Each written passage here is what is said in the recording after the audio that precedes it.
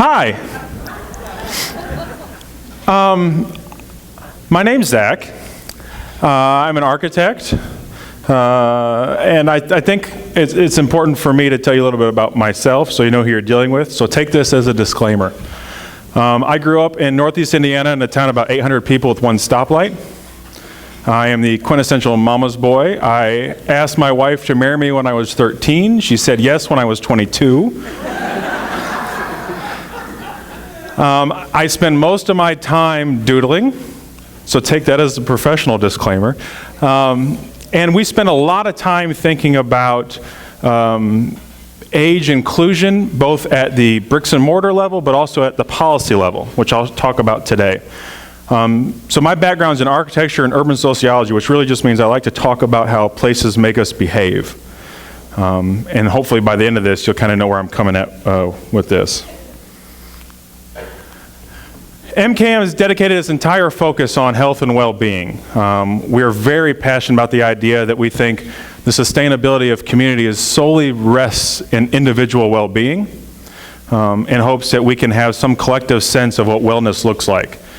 So we spend a lot of time trying to understand how we can make individuals more engaged in the world around them and hopefully consequentially feel more engaged in a sense of well-being.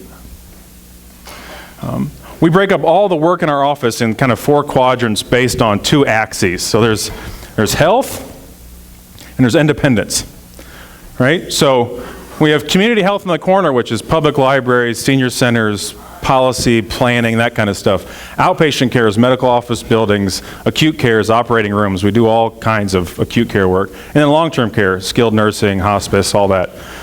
While I can put each one of our projects kind of in one of these quadrants, we're not really interested about the projects as much as we are interested about the journey through all 4.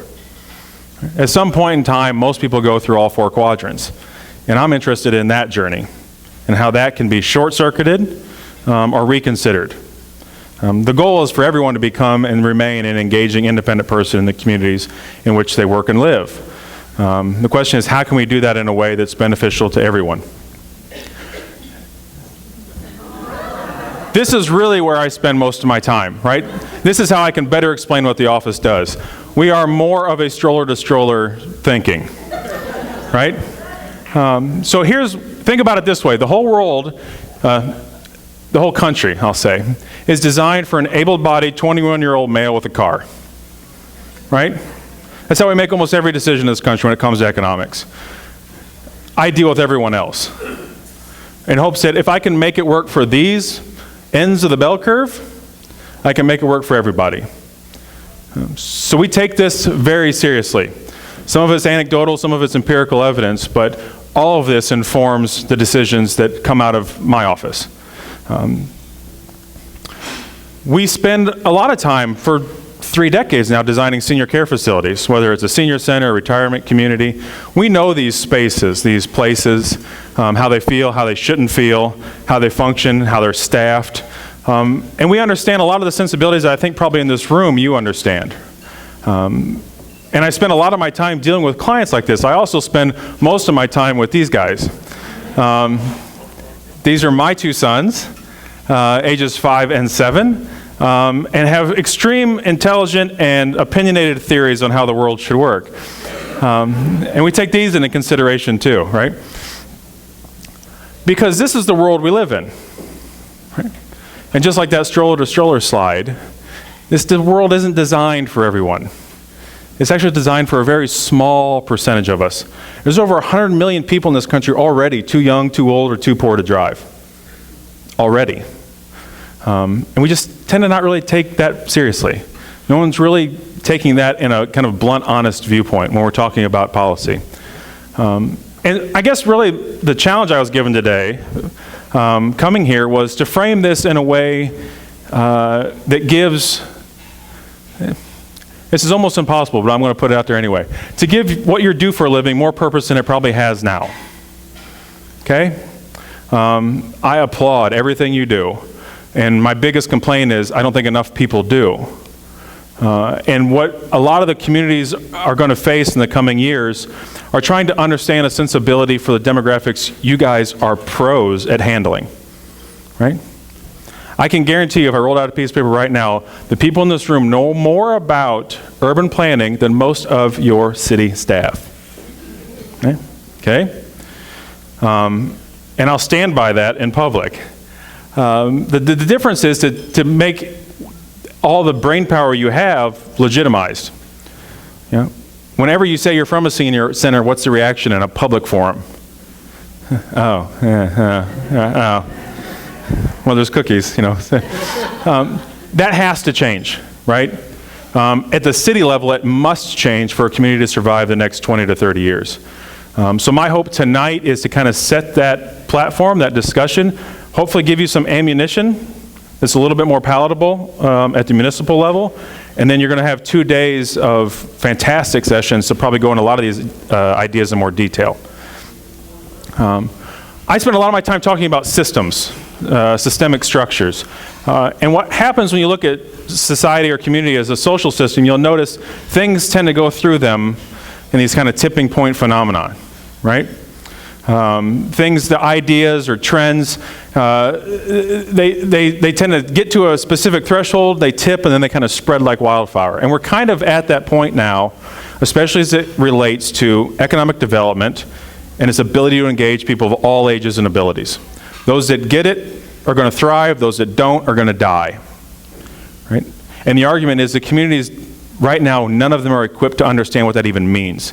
They're going to need people like you in this room to even understand where to start, right? So this idea of a tipping point is interesting to me because we're talking about disruptive singular trends providing a widespread occurrence in an infectious phenomenon. We have to do this in a way that it catches on and spreads like wildfire. If we don't, it becomes a fad or a trend. And you go back to being, oh, I'm from a senior center. Oh, right? It has to be more sustainable than that. These trends, these tipping points spread through social systems almost identically, no matter whether it's a popular TV show or a haircut or Ebola. They all go through the same way. They get to a point and then they spread like wildfire. The difference is the counter trend. And I can give you really important demographic evidence like the rise and decline of league bowling. Important stuff, right? And I can show you the rise and decline of the participation in league bowling. The interesting thing here is I can show you the same slide from almost any social organization in the country, and the curve looks almost identical, right?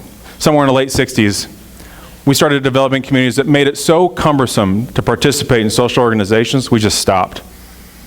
It just became too much work. And we found ourselves a 20-minute commute away from Bridge Club. So you don't go to Bridge Club anymore. So that became really interesting. What was more interesting is the counter curve. At the same time, that curve happened. That's the rise of chronic disease in this country. I would argue no coincidence, right? This is heart attack, obesity, teenage suicide, you name it, it goes up. About the exact rate of the rise of suburban sprawl. We have to understand there's implications to this. And as demographics shift, as baby boomers age, as brain drain reallocates youth everywhere, we're going to see this become more and more important to how we think about the future of our cities. Everybody in this room knows a chart like this or kind of like this. The ratio between people that are working and people that are not is unsustainable, right? Completely unsustainable. This is country averages, right? If I did this for rural communities, it's unbelievably scary. It's more of a line like this. So while we get a lot of attention to these kind of large macro scale trends, this isn't even really what you're dealing with. This is much more subdued than the reality of most of your communities, right? This is going to happen much quicker. Indiana, for example, our state, between 2005 and 2040, our state's population grows by 15%. That's fairly normal. Most states are about that range. Our state, though, during that same time, has a 65 and older population. It grows by 90%. In rural communities, that number is closer to 120, 130%. Right? These are real numbers, right? And most of our communities have no idea this is even going to happen or what to do about it. And this is where I spend a lot of my time. A couple years ago, we did a pretty substantial research project in the office. We studied every city in Indiana with populations between 10 and 25,000 people. We called this the target city mix. It's kind of a random bookend. Above 25,000, you start getting, you're not considered a rural community anymore by most standards. Below 10,000, you start getting into really goofy things like part-time mayors and not that it's impossible there, but it's just those are a different animal altogether. So we kind of stuck in this sweet spot, and we started looking at communities and comparing them to these national and these state averages that you always hear about. And this is a little washed out, but so this over here is percent of population today, 65 and older. Our state's the same as the country. These target cities are already 24% higher. This is before baby boomers even happened to this demographic. This one over here is percent of your population with a bachelor's degree or higher. Most of these communities have about half the national average today, before these huge trends, before these scary tipping points. These are the existing conditions we're dealing with. And the sad part is most of these cities don't even have a planning staff. They have no one on payroll even thinking about these things. There's a building inspector who also probably has 7 other jobs. And the poor guy works 80 hours a week and gets paid minimum wage. I mean, that's the resources being allocated to how your cities are planned and run at this level, at this size. And it's just not sustainable. It can't be. And we got to figure out a way to figure it out. The thing that most people don't realize, this group probably does, it's a real small percentage of age-qualified people actually live in age-qualified housing. Like the percent of the market is anywhere between 3 and 5%, depending on who you ask. If I gave you 10%, you're still nothing. I mean, that still does this big a piece of the pie, right? And we spend a lot of time worrying about that demographic. And it's a niche market, I get it. It's not going anywhere. Some of my best clients are retirement communities, right? And there's nothing wrong with that market, but it's a market. It's a niche market for a certain clientele, right? Who's worried about the 90% that would answer in surveys they'd rather die than move there? Right? Who's worried about that market? It's a big market, right? Who's worried about that? Who's worried or equipped to offer ageographic services, to offer and pander to a population that no one seems to be that interested in? Right? Cities have to understand this is the future of their economic development. This is the future of their cultural sustainability. Everyone's seen this movie, right? Please? Yes? Okay. This is all you need to know about economic policy. Right? The first 5 minutes of the movie up is everything you need to know. AARP asks this question every year. And it says, they asked participants, would you really like to stay in your current residence as long as possible? And they publish this every year. Like that's a meaningful statistic. Who says no? Right? The better question is, what could we do for you that would allow you to stay here as long as possible? That's a real question with an answer I'm interested in. You know, this is one that you'd be embarrassed to say no to. I mean, to say no to this admits a lot of things, right? And this is assuming people are telling the truth, which are not, right? I mean, everybody here that does home visits, that number probably needs to be what, 30%? Maybe, if they were being honest, but they're not. They have some emotional connection to a structure that they're unwilling to give away. And their reluctance to do so is going to have dire results to local economic sustainability. Right? The more they become entrapped in their own home, can't engage the world around them, can't spend their dollars in the communities in which they live, will suffocate and destroy these rural communities. We have to get our arms around this. Home is a complicated thing. It's not just a structure, although that's where a lot of the problems rest. It's just as much about the built environment as it is about society, pop culture, and the user base. Home, by definition, I think, is when those three things overlap. The user base, the demographic, the built environment, the structure, and the culture in which it sits. All three of these things change constantly, right? They're always moving. That's why this is such a hard problem to get your arms around. They're constantly shifting around. Yeah, but where they overlap is what we talk about when we say home. People aren't willing to leave their home to go to a retirement community. Not necessarily the house, right? Because they're not thinking about it as just a structure. They're not thinking about it as asphalt shingles and vinyl siding. When they say, I'm not going to leave my home, they mean this. And we have to understand and accept that. This idea of change is becoming really interesting because a lot of these communities are what you would classify as change resistant, and they have no other choice. This idea that we must acknowledge the connection between place and quality of life is now not only this soft liberal idea, it's an economic decision, right, with real dollar signs associated with it. The difference here is place and quality of life is kind of a moving target. Right? My two boys have a much different interpretation of quality of life than most of the people you work with, right?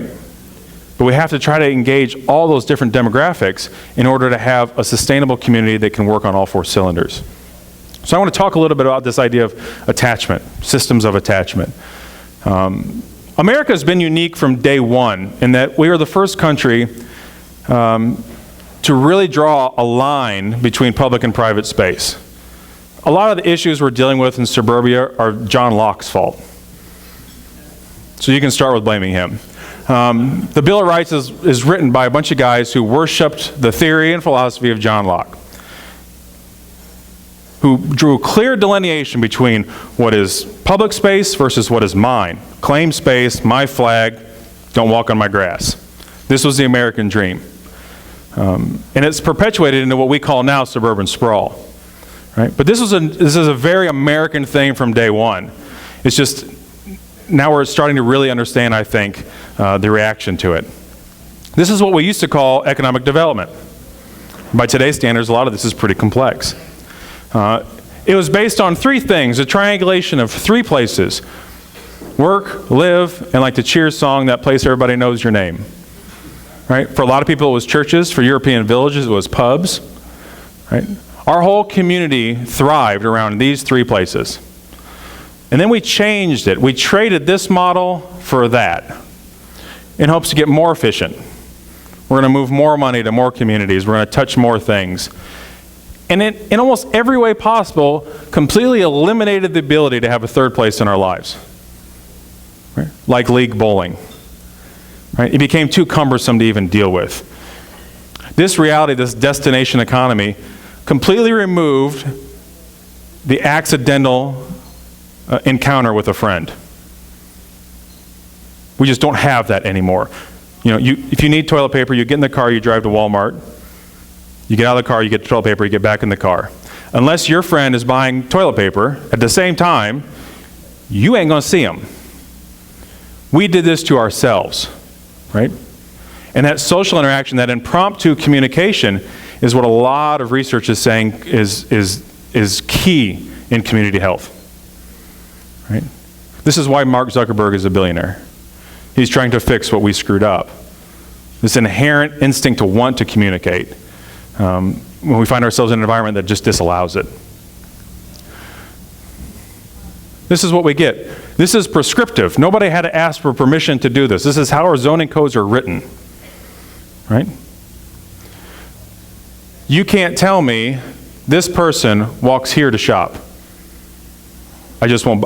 Show of hands, how many people walked here tonight? Okay, by all planning definitions, this is a 10-minute walk. Right?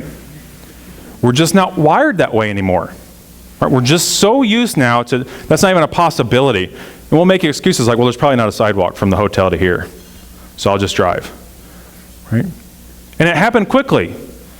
Show of hands, how many people walked to school as a child? Okay. How many of your children walked to school? See how fast that happened? In the world of economic development, 20 years is overnight. We went from almost everyone walking to school to almost no one. In some school districts, it's illegal to walk to school. Serious. Yeah, serious. We've done this to ourselves. I work in rural communities all the time, and they ask me, well, how do we change? We can't do that as our zoning ordinance won't allow it. It's your ordinance. You can change it tomorrow. We'll set up a meeting and do it. Here, vote, done, clear. These are our rules we've given to ourselves, and they're changing our behavior. We know this when it comes to policing people. We just don't know when it comes to quality of life.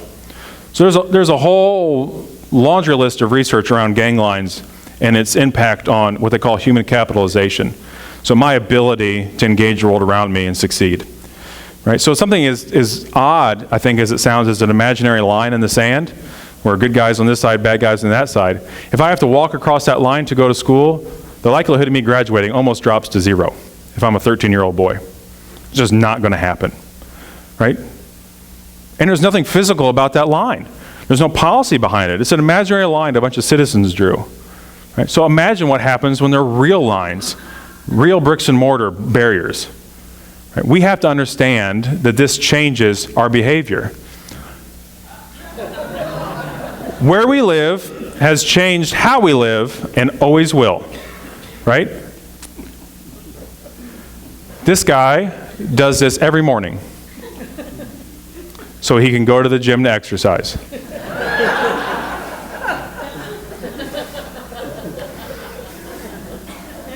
Now, in his defense, look behind the car. What do you see?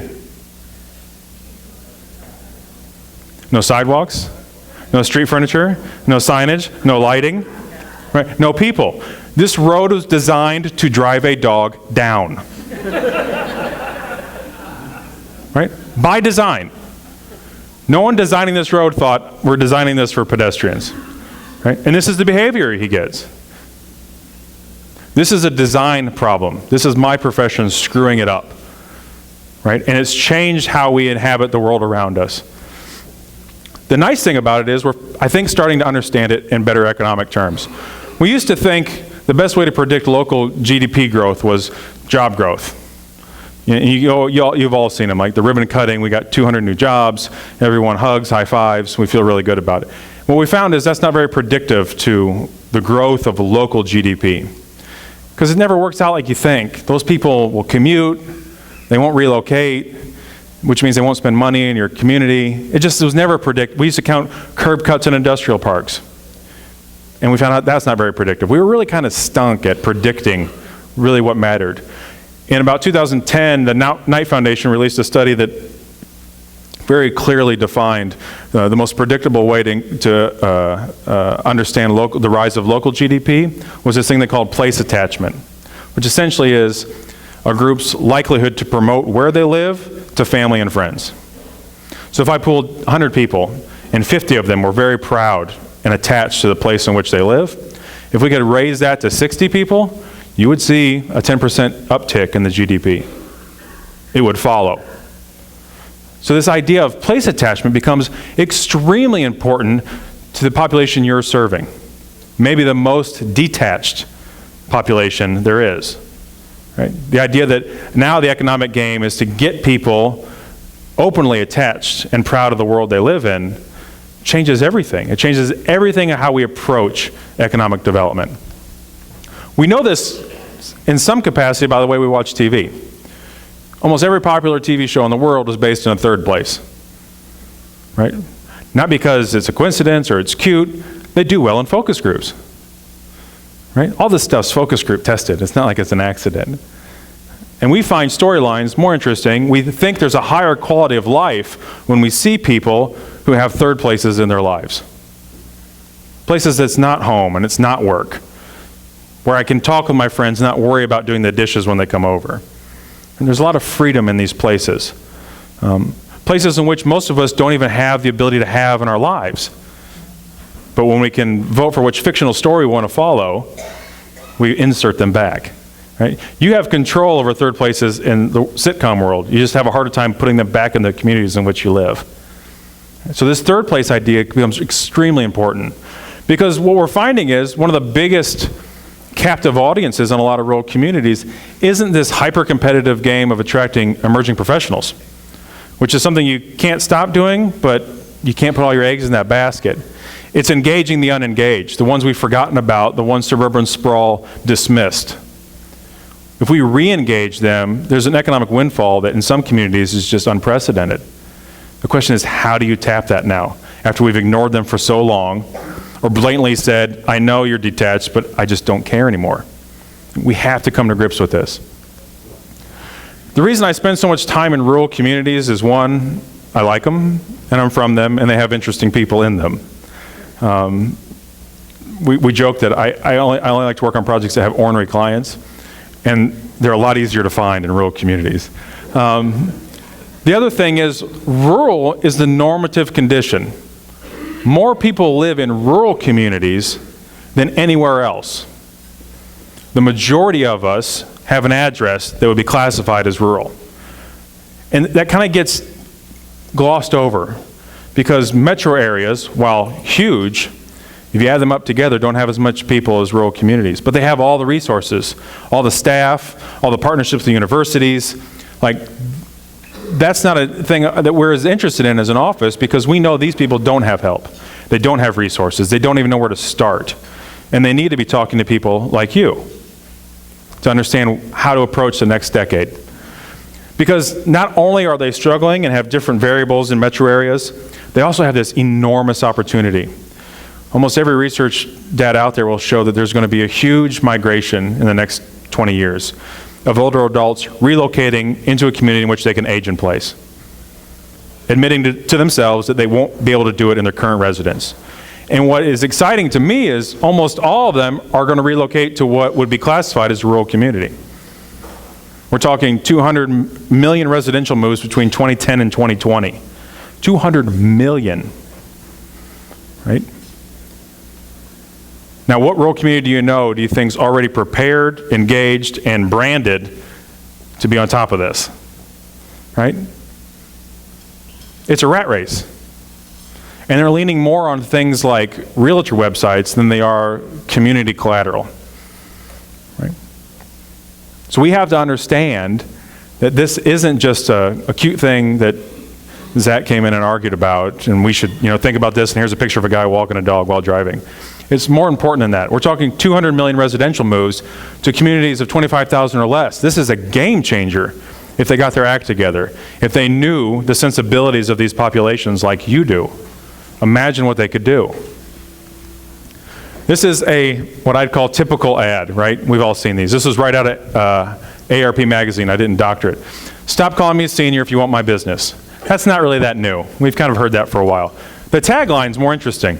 I have money, I am loyal, I bring my friends. That's new.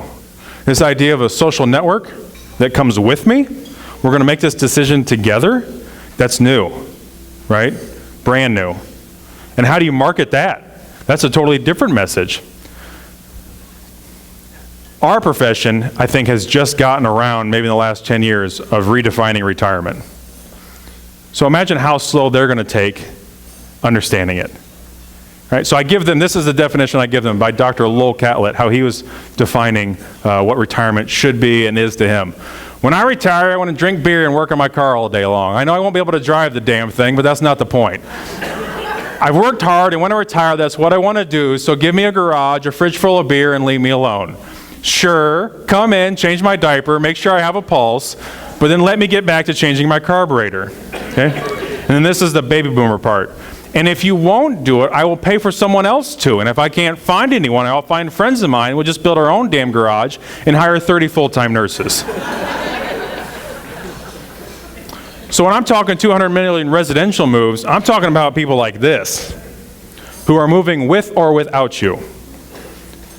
They're not going to give you an extra 5 years to get your act together. If they can't find anything, they'll build something, right? We have to understand that this is out there. The difference is we're talking about this in terms of happiness, which is a really complicated thing. The exciting thing is becoming an economic term, which is fun. We're starting to understand quality of life, quality of place means dollars. So we have to understand how people perceive happiness. Tricky, right? Because we're not very good at it, especially in my profession. I think we've overcomplicated this and we've kind of lost sight of what we're trying to do. I'm not trying to give you a building that you just walk in and go, oh, that guy, whoever designed this was brilliant. That's not the end game. The end game is this.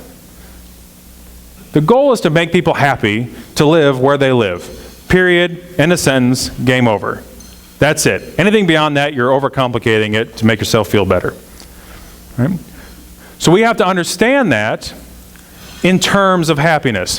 The problem is, as humans, we're not very good at deciding what makes us happy. We kind of stink at it. There's two different ways to go about it. Dr. Daniel Kahneman says we experience happiness in two different ways. Memory and experience. And they tend to never agree. Right? So our two definitions of happiness are constantly fighting with each other. So the thought exercise he uses is, I love this. If I could give you an amnesia pill that you could take after vacation, would it change where you decided to go? And when I first asked, everybody goes, no, no. And then about 10 seconds later, they go, yeah. Yeah, because you think about, I probably wouldn't have drove to South Carolina with screaming kids in the back. That was horrible, now that I think about it. I probably would have just stayed at home. But we don't go on vacations to have a good time. You don't. You go on vacations to force memories down your children's throats. Right? You do. This is how we make decisions. And you take photos to prove to them when they're 20 years older that we had a good time, everybody was happy. See? This is how we define happiness. We don't have any empirical data of what percentage of this trip were we smiling, right? We decided, here's the memories I want to give. Here's how I perceive happiness. And I'm going to make that happen. This is why we keep photo albums. So this idea of memory versus experience is huge, especially when ARP asks the question, would you like to live here longer? My experience is horrible right now. And I would love to leave that. I refuse to leave the memory. I will not do it. Right? That's the battle that we're having to deal with. Because this might be your memory of a beach vacation. This very well could have been your experience of a beach vacation. And my argument is both families have the same memory. Right? They both remember that goofy time we went to the beach. Assuming Timmy's okay. And that's what we have to come to grips with. People don't make rational decisions about happiness. We just don't. We're illogical, irrational people. And we have to understand that because those decisions now are kind of basing the economic sustainability of everywhere we live. This idea of choice is interesting because what we're finding is this new articulation of a new vision for later life, this idea of my own definition of retirement, is outpacing the construction of programs and institutions needed to realize that vision, cities included. The idea or the hopeful memory and experience of what it's going to be like when I retire is so out of whack with the reality of communities, institutions, that it's scary. Those that get it will win the rat race. And we have to kind of understand and balance that. The problem is, usually how we define choices, we ask people what they want, which is kind of silly when you think about it. Especially if you accept the premise of memory and experience, right? But we'll ask people, what do you want out of a retirement community? And a lot of them have answers.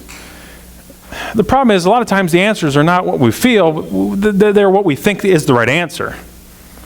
If I pooled everybody in this room, what kind of coffee do you like to drink? Statistics will tell me that most of you will say some version of dark, rich, hearty roast. That's what you'll tell me, okay? The weird part is that's about 25% of the coffee sold in this country. Most of us like our coffee milky and weak. It just doesn't have the same ring to it though, right? How do you like your coffee? Milky and weak. It just, in a job interview, that just doesn't have the same. What do you want retirement to be like? I know what I'm supposed to say. You know, I know what I'm supposed to want. And I'm not saying everyone's lying. I'm saying this is just inherent in all humans, right? How long would you like to stay in your house? Forever. Don't worry about me. I got this. Right? We answer questions this way, and it's why it's dangerous to base decisions off this kind of data. What I'm more interested in, why does everyone think this is the right answer? That's a more interesting question. Why is that right? Why does that seem like a better answer? You know, Starbucks built their whole model about this. They sell the darkest, richest, heartiest coffee in the world. So you can walk over here, turn around, and fill as much cream and sugar and milk, right? That's what they wanted, but you go to Starbucks to get your rich, hearty coffee. We kind of have to understand, especially in the population we serve, there's so many perceived right answers to tough questions that we can't let them go unchallenged.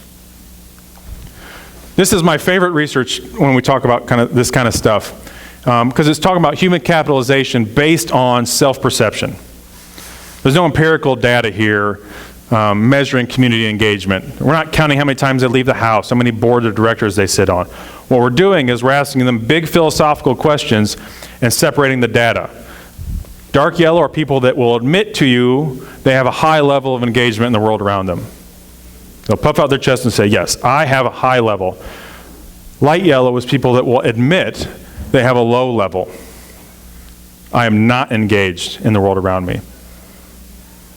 So these are the people that it's so bad they're willing to admit it, right? And I ask questions like, are you satisfied with life the majority of the time? 30% drop in those willing to say yes to that question, just by separating those two groups.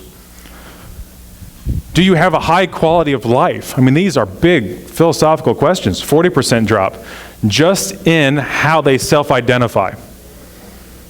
Right? This is what we're trying to resolve.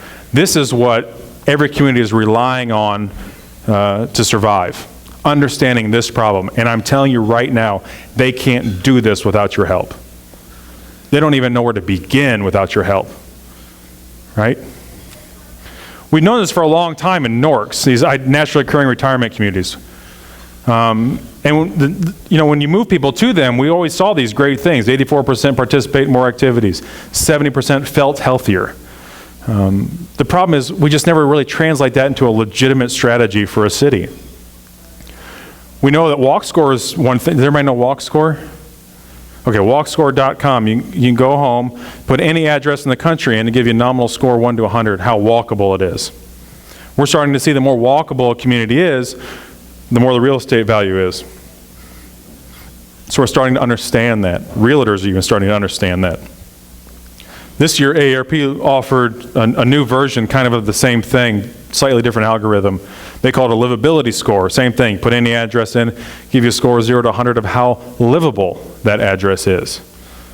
So, Google's on top of this more than most cities, and understanding how you can leverage quality of place.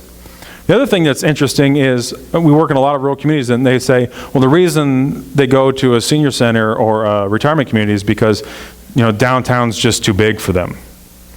So this is a small town in northeast Indiana. It's quintessential Indiana downtown, 3 historic blocks, scattered housing. Here's a retirement community superimposed on top of it. Almost identically the same size. The only difference is the downtown has an orthogonal grid, and this one has spaghetti streets.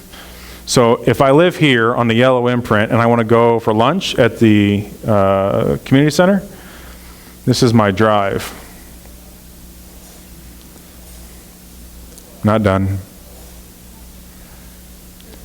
Get out of my car. Now I'm there. We turn a 3-block walk into about 3/8 of a mile. This is the reality of that development pattern. But we're doing this and telling everyone, come on my campus because it's better for you. We kind of have to understand what assets we're sitting on.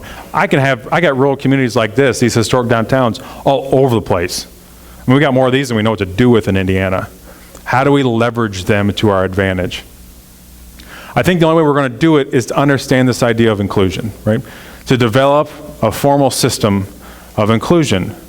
And the only way I can think of to explain this to people is Sesame Street. I think this has as much to do with urban planning as anything. So I assume everyone's familiar with the TV show, right? Okay, just got bought by HBO. This was a development by Jim Henson with a research team.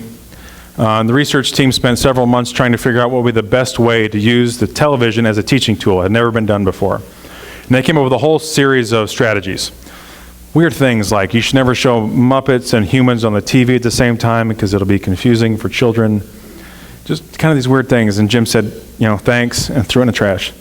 And what they did is they did time studies, kind of like Toyota does. They'd put kids in a room with a TV and some toys, and then stopwatch, and they'd time them. If they watched TV, they timed them, wrote down what they were watching. As soon as they lost interest and started playing with toys, timed it, logged it, what lost their interest, and then what got it back. Have you ever noticed Oscar the Grouch doesn't teach you numbers or letters? Kids find him too interesting. They don't retain anything he says. Okay? You see Oscar when it's time to rest. Rest to a point you won't go away. Sesame Street is scientifically designed on the intellectual integrity of a 4-year-old.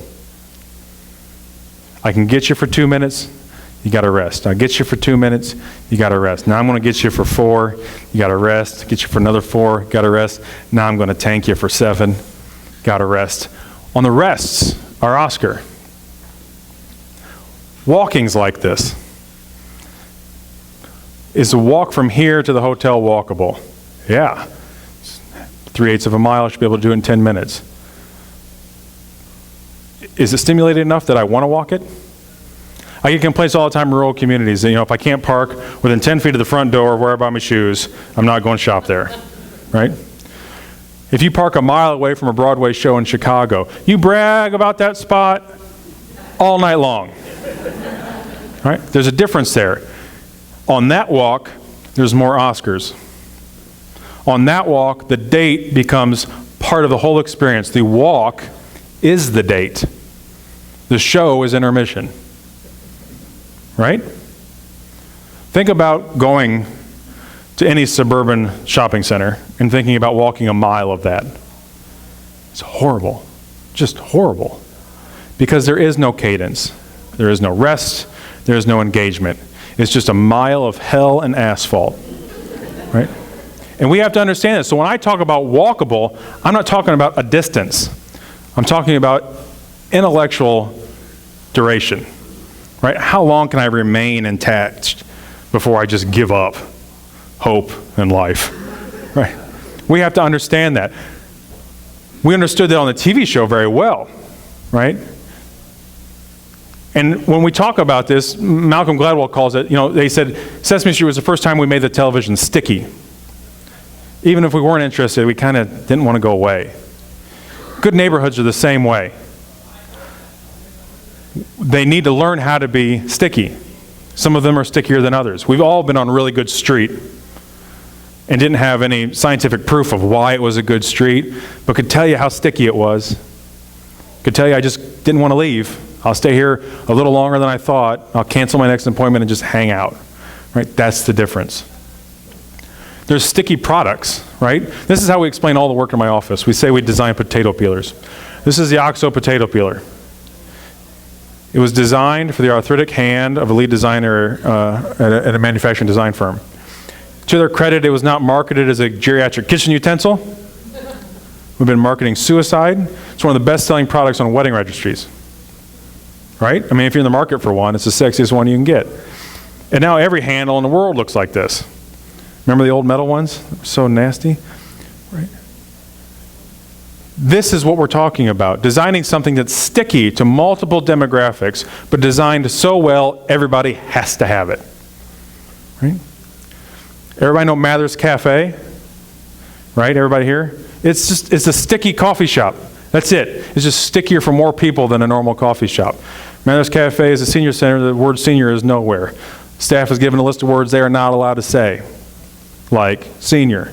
They call them people. They incentivize staff by how many backstories they can remember. Bob comes in on every Tuesday. He orders X, Y, and Z. Don't forget it. And if he misses next Tuesday, we should convince somebody else that goes here regularly to go check on him.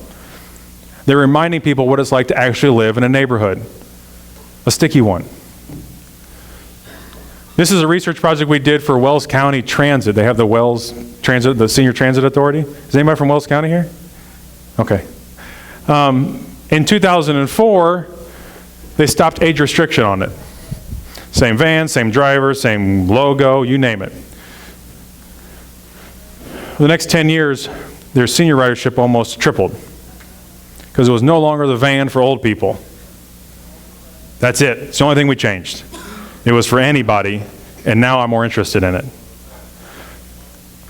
Google now, through walk scores, is even doing sticky maps. So the green areas are more sticky. They have a higher walk score. There's more stuff within a quarter mile and a mile from that address. How interesting would it be to use this to decide where the next senior center goes? Right? This is the kind of data we need to understand how we can not only embrace, but rectify. These red areas, not so good. Need fixed. Need our help. Need some Oscar time. The last thing I want to talk about is this idea of lifetime community districts. This is some work our firm's been doing for a couple years. And at kind of a nerdy level, talking about overlay zoning districts for communities. So at a policy level, how can you encourage and incentivize communities for all ages and abilities? The main thing we're interested in is kind of this reciprocal nature of what we're doing. Everyone in this room who you work with or people you partner with have organizations whose sole focus is to help a certain population. Every community I go in, the first week I'm there, we do asset mapping, and we do it through quantifying services and organizations that help seniors. And every community I've ever been in has great people doing great things. I've never showed up to a place that was just completely void of help.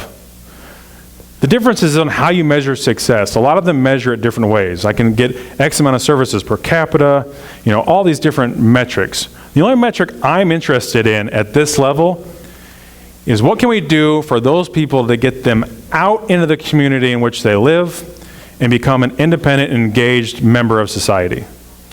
That's my game, right? It's a lot more complicated than that, I know. I'm not trying to oversee anything, but that's where the benefit comes for the entire community. That's when this idea of place attachment and the prediction of rise of local GDP actually becomes realized. How can we get all the services and energy we're feeling for these individuals measured by success in a way that makes them meaningful and engaging members of society?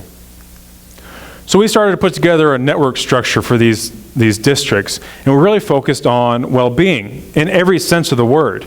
And how can these become economic development guidelines is what we were really interested in. And a lot of communities have a document that kind of looks like this. This is a pattern book. And what this is it says in these zones, development has to look kind of like this. In those zones, it kind of has to look like this. And then they'll have a corresponding zoning map that's color-coded. So in the yellow, you got to follow all these rules. In the blue, you got to follow all these rules. A lot of communities have these. What we did is we took kind of the conventional pattern book terminology and overlaid on top of them well-being indicators. So yeah, you have to do this for bricks and mortar. You also have to be able to provide fresh produce within 1,800 feet of every residence. In that zone, you have to provide X, Y, and Z for people of all ages and abilities. And we started to bring some sort of sense of hierarchy to these zones. Some of them are going to be designed and incentivized to be more sticky, right? And if you didn't follow these rules, you got no subsidies. We wouldn't incentivize behavior that was contrary to what we're trying to do. And what we're trying to do is develop a community for all ages and abilities. If you extrapolate all those possibilities in one sketch, it could look like this. Maybe. This is a sketch for downtown Bloomington along their Beeline Trail. Right now is littered with transitional asphalt paving from kind of an old industrial era and a lot of opportunity. And the argument was, if you followed every prescription we gave for development, what could it look like? This. It could look different, but it would function the same. I know that along this trail, there's a public restroom every 1,800 feet because guess what? Seniors don't walk trails they can't go to the bathroom on. Do we want a sign explaining that? No. No. Right? This is a potato peeler. By every sense of the imagination, that's exactly what this is. This is specifically designed as an arthritic built environment. And we pray that we're marketing it so it's the number one selling product on a wedding registry. It's the exact same thing. So the one I want to share now that I thought I might get more questions on, but we'll see. It's kind of exciting. So we've been doing this work for, 8 years maybe, with different research grants and partnerships. We are now finishing up our first formal comprehensive plan for a town, which I think, I could be wrong, I'm always happy to be wrong, I think it's the first one in Indiana whose sole focus is communities for all ages and abilities. So this isn't a cute sketch by Zach or an idea in partnership with a university. This is, our client is the town. They could not apply for state funding because their comp plan was out of date. This will be their new formal comprehensive plan for a town of about 6,000 people. And it looks like every other historic downtown in the Midwest, right? Here's their zoning plan. And what's interesting here is this is a town of 6,000 people, has a historic downtown on a river, like almost every town in Indiana. It also has two of the state's largest retirement communities and a university with a PhD program. 6,000 people. And just like every community I work with, whenever you ask somebody what it's like to live here, they tell you it sucks. That's just normal. I used to live in Los Angeles. I remember being on a subway once, and the girl next to was about 16, sitting next to me, and she goes, "I hate living here. There's nothing to do." It's just normal, right? The difference is how can we leverage all these assets to do exactly what we're talking about, but do it through policy. Now we're saying to do it contrary to this would be to avoid the comprehensive plan, which is different than just saying it's a neat idea. Especially in a town like this, we were worried about three demographics. Attracting the creative class, which we thought we could do because of the local university, kind of the charming downtown. This idea of small communities allow more engagement. So if you want to go somewhere to make a difference, you can kind of leverage that story. Aging baby boomers, both with the services from the retirement communities, but also lifelong learning with the university. And then this idea of brain drain everybody's dealing with, but how do we fight it as best we can? These are kind of the three demographics we're trying to serve. And we really focused and put all of our bets on kind of three strategies. One was this idea of a work, live, play culture, which everybody was doing, but we wanted to do specifically to this idea of community of all ages and abilities. This idea of aging in place, what it looks like at a policy level, and how we can dictate future development, and then hopefully leverage this idea of lifelong learning. You know, most universities will tell you one of their largest student growth segments is older adults. Well, how can we leverage this? We got these retirement communities, we're going to attract all these migrating baby boomers. We should be able to tell this story. So what we did is we started to put together what always look like really boring, thick documents, right? This thick brick of a thing that's a comprehensive plan. It's that on top of everything else. But the first thing we did is we put together a series of charts that said, here's the common issues that we're gonna fight. And it was pages and pages long. But this is how our comp plan is going to fix it. This is how our comp plan is going to handle things differently because our priority is to engage people of all ages and abilities. We're not trying to sneak it under the doormat. This is what we're doing. And we started to put, yeah, it's a little washed out. You start to put together a series of diagrams that showed stickiness. So here's downtown, here's the river, here's the university, here's one of the retirement communities, here's the high school and all its sporting fields, and here is all empty, undeveloped land.